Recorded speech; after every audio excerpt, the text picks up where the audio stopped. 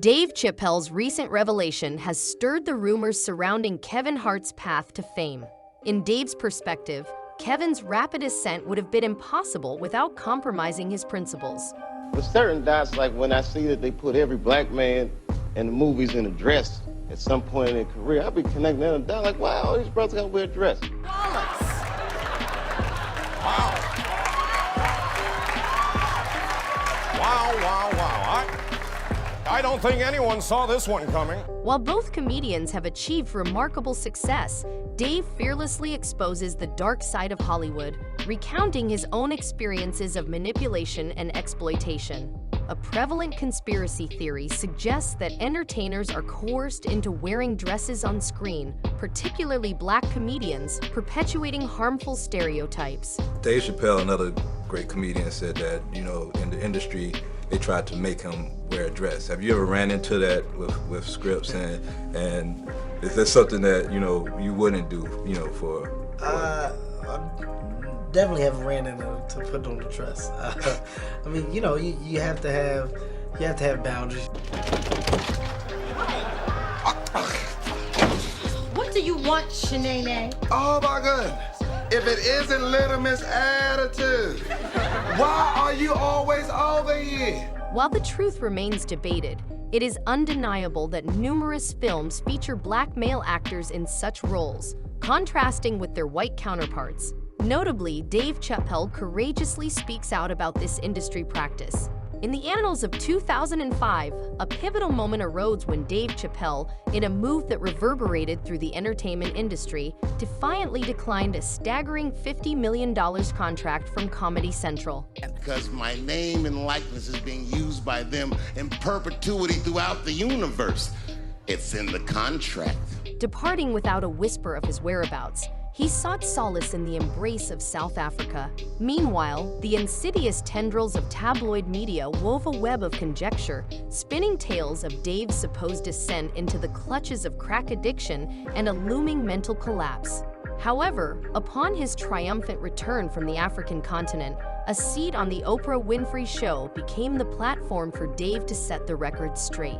Everybody wants to know, why'd you walk away from $50 million? Well, I wasn't walking away from the money. Yeah. I was walking away from the circumstances that were coming with the newfound plateau. He revealed that his decision was not an outright abandonment of wealth, but a rejection of the conditions that accompanied the opulent contract. I've been in show business since I was 14, and I've heard the stories of what happens, and I've seen these kinds of things play out in front of me. Okay. When you say you heard the stories, what do you mean? What stories? I mean, you see before, look, Mariah Carey made a $100 million deal, and 3 months later, she's all of a sudden mysteriously crazy. Or Martin Lawrence punches through and he's waving a gun on the street screaming, "They're trying to kill me." Yeah, we hear those stories. And it always happens around the time in their career where it seems as though they're crossing over the next plateau. Dave eloquently elucidated his motivations, sharing his astute observations of the treacherous path traversed by entertainers before attaining the elusive echelons of fame. When Oprah, with her trademark tenacity, probed Dave to unveil the specifics of what he was asked to do, he courageously disclosed a disquieting truth. Sounds like somebody's trying to put young Dave in a compromising position. Oprah. He'd have been urged to concoct sketches that flouted social responsibility, designed to elicit laughter at his expense, rather than in harmony with his comedic genius. Yet, the revelations did not cease there. Like when I connect dots that maybe shouldn't be connected, I don't know. But certain dots, like when I see that they put every black man in the movies in a dress at some point in their career, I'll be connecting them down like, wow, all these brothers gotta wear a dress. This happened to me. I'm doing a movie with Martin. Yeah. The movie's going good. So I walk in the trailer. I'm like, man, this must be the wrong trailer because there's a dress in here. Within the rich tapestry of conversation, Dave Chappelle ventured into the realm of conspiracy, one that purported black entertainers must stoop to wearing dresses before ascending to stardom. Vividly, he recounted an incident that unfolded during his collaboration with Martin Lawrence on a film project. They come in, the writer comes in. I think he's the writer. He's like, Dave, listen, you got this hilarious scene where Martin's sneaking out of jail. So he disguises you as a prostitute. And he put this dress on, and what? A prostitute? Nah, I'm not doing that. I don't feel comfortable with that. That should have been in the discussion. What? You don't feel comfortable with it? I mean, it's a hilarious bit. All the greats have done it. So, well, if all the greats have done it, it's kind of hacky, right? You're right. So why don't we just not do it? Because I don't feel comfortable wearing a dress. Oh, come on, Dave. Listen, we got it all set up. We're supposed to shoot.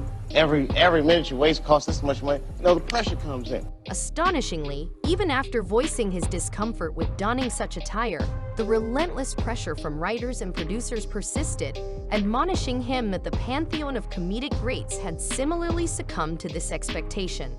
Now the producers come on, David would be so great. I mean, and then I started thinking about it. All the comics that I've seen, man, you know, strong brothers, why they be putting us in these dresses? But the minute it was clear, I was adamant, I'm not wearing a dress, I'm not wearing the dress. All right, fine, think of something else. That comes back 10 minutes later, the whole new scene. Damn, how did you write the scene so fast? It was at this juncture that Dave skillfully connected the dots, realizing the haunting truth that this was no isolated event.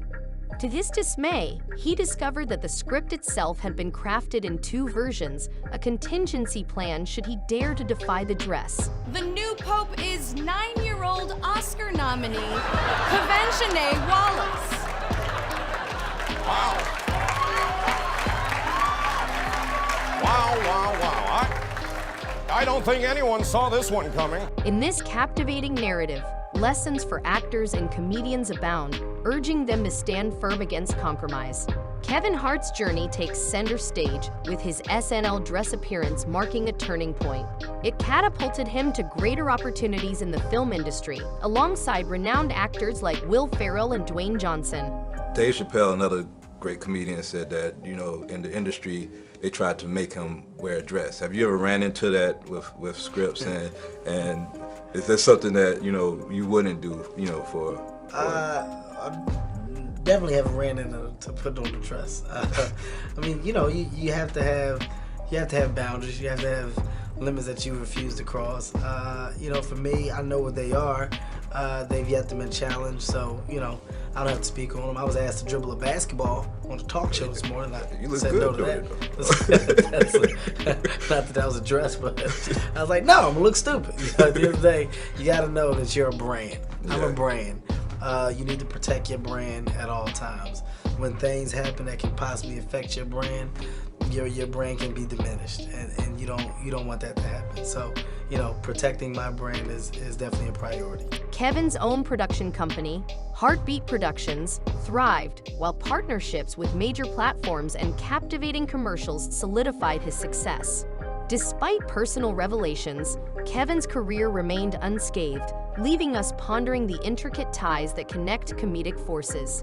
Yet, the irony prevails. It manifests in the way Dave Chappelle's name was callously dragged through the mire, the media wielding its power to tarnish his reputation, all because he dared to utter the word no in defiance of a binding contract. This stark revelation illuminates the priorities of Hollywood's power brokers, a single-minded pursuit of wealth and control, while character, morals, and principles become trivialized, labeled as signs of weakness or lunacy. The identities of these behind-the-scenes orchestrators and the intricacies of their hold on celebrities remain shrouded in ambiguity, hinting at a complex web of influence that persists beyond our grasp. In this bewildering saga, Hollywood's insatiable greed sidelines those who uphold their convictions. Whispers of a secret society governing Tinseltown have intrigued comedians like Cat Williams. Cat revealed that wearing dresses has long been demanded in Hollywood, with Kevin Hart following suit. Cat implied that his and Dave Chappelle's refusal to align hindered their ascent to Kevin's level of success. Kevin doesn't have to worry about what people are going to say about him wearing a dress because of the long line of dress-wearing people before him. So now... The dangers wielded by industry power players, as Cat attests, surpass imagination. He spoke of enduring painful lessons before grasping their true nature. Some of us are against the Illuminati, and we are against the Illuminati at our own detriment. When people are against the Illuminati, then they get punched in the face all the time. The press hates them, and nobody likes them. End quote. When questioned about allowing the media to tarnish his name for exposing Hollywood's dark underbelly, Cat explained his limited options, revealing the industry's pervasive evil exacts a heavy toll. It's not necessary for us to stir up that hornet's nest unless we intend to get stung 1,000,000 times. I didn't understand that. They had to sting me 1,000,000 times. I'm still not going to join, but I respect it a little more. Beyond appearances, this web of secrets and compromises unravels Kevin Hart's enigmatic rise to fame.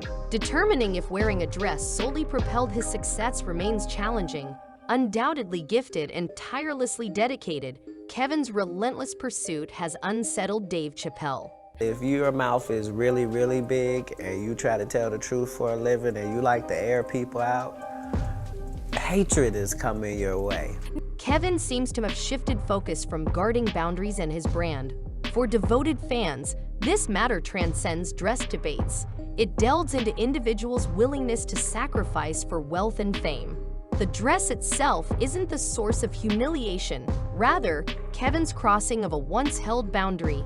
A tinge of sadness lingers, urging him to rediscover his strength and conviction, embracing true masculinity, steadfast in beliefs, standards, and boundaries.